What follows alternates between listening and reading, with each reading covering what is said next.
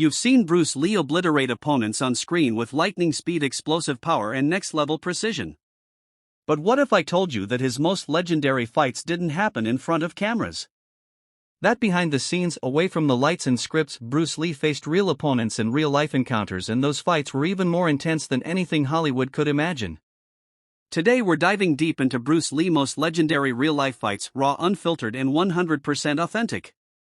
These are the moments that forged the myth, turned him into a living legend, and proved that his martial arts weren't just for show, they were built for real-world combat.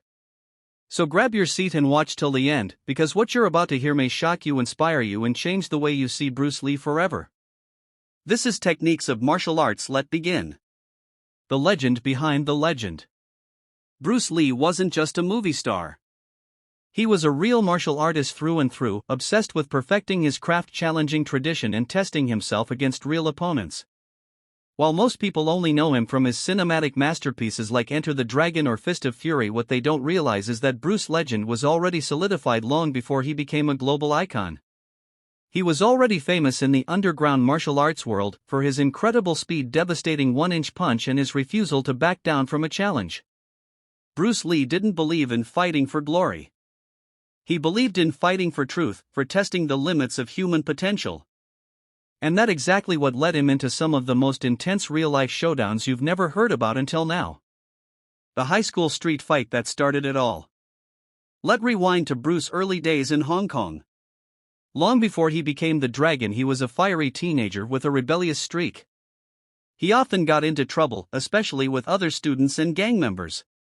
But it was during this time that his martial spirit was born. At just 15 years old, Bruce found himself surrounded by gang culture and street violence.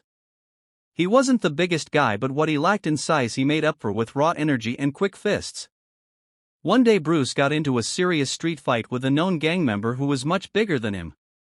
Armed only with his newly learned Wing Chun skills under Ip Man, Bruce stood his ground. The fight was brutal, fast punches, dodging, and sheer willpower. Bruce used chain punching to overwhelm the opponent, striking him multiple times before the bigger teen could react. The result? The gang member went down, shocked that someone smaller could hit that hard and fast. This wasn't just a random scuffle.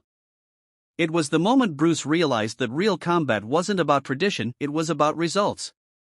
That fight stayed with him, shaping his future philosophy. The challenge match in Seattle.